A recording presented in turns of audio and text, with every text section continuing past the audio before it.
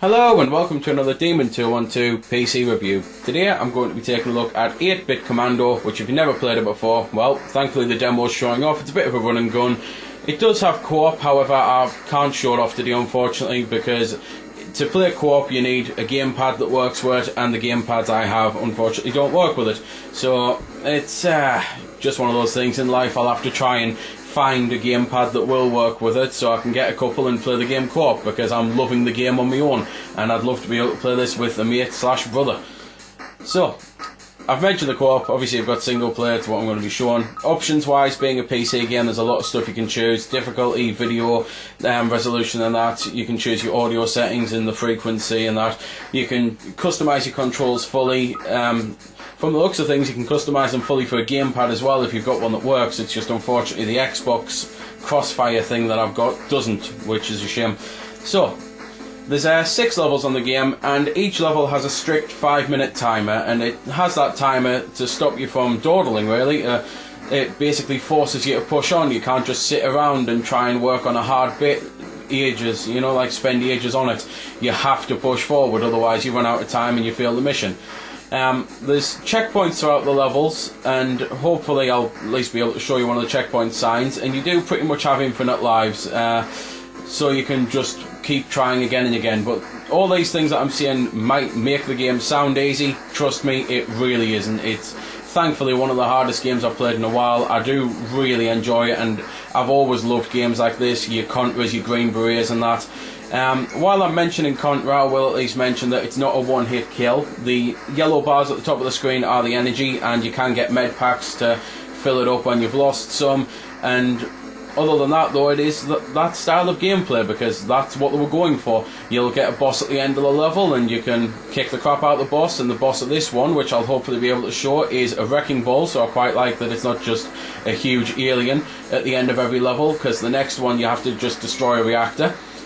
Those signs are the checkpoints I was on about. Weaponry, you might have noticed a little while back I got rockets, which are homing rockets. You can get things like flamethrowers or flame shots, whatever you want to call it. You can get a laser beam, which you have to charge up, and I really like that because it does mean, depending on how long you charge it, depends on how far it goes. So it's not an item where you can just constantly keep the fire button held down and attack. You do have to use it strategically. You can get grenade shots, which you can bounce them off walls every now and then. Mainly they just explode, but I have bounced ricocheted, I should probably say. I have ricocheted a couple at least. And it's just that sort of game really. You've pretty much seen everything you really need to say about it.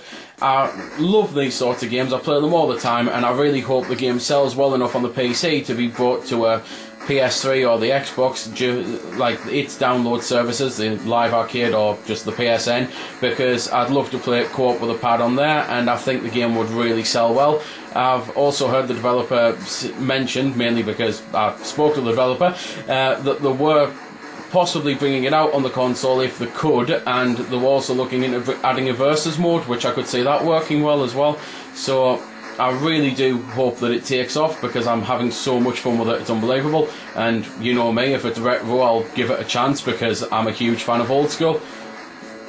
And as well as playing like an old school title, meaning playing great, it sounds excellent and it looks excellent too. So I'm going to shut up for a little bit and let you have a little listen.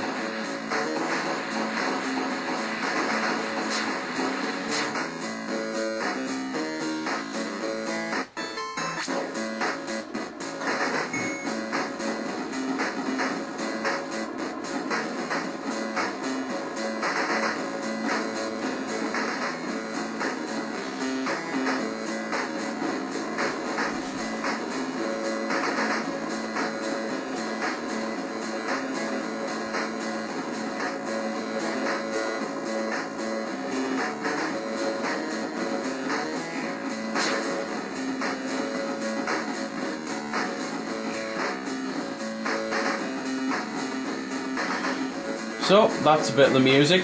I don't really have much left I can say about the game. I suppose I'll just reiterate. It, as I say, is a great little old school title, only brand new. The timer makes it to be an incredibly difficult game because, as I say, it doesn't matter if you've got infinite lives. As soon as that timer's out, bam, you're dead. You have to start again. 6 missions isn't a lot, but you never really get many missions in these sorts of games, and having saying it's not a lot doesn't exactly say that the game's short, because it really isn't short. It's the type of thing you will have to play levels over and over again until you can get good enough to beat them. Once you do beat a level, you can just play that level. You don't just have to go through the entire game in one. So you can thankfully practice if you are really bad at a level. And I say that as if loads of people are going to be out there stuck. Maybe it's just me, maybe I'm just crap at the game.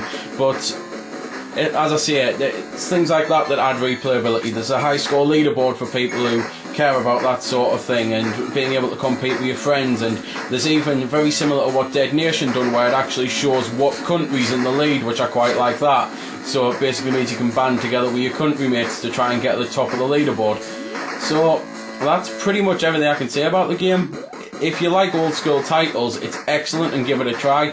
And if you're waiting for it to come to a console, I don't know, maybe speak on the videos, say it to the dev, bring it out for the console, we'll definitely buy it, etc. Voice your thoughts, voice your opinion, etc. So that's pretty much everything I can say. So there we go then. That's been the review. I hope you found it helpful. I don't score the games because that's based purely on opinion, so instead I'll leave you to make your own mind up. So thanks for watching, and if you've got any questions about the game that I didn't answer in the vid, or that hasn't been answered in the comments, then feel free to ask and I'll help if I can.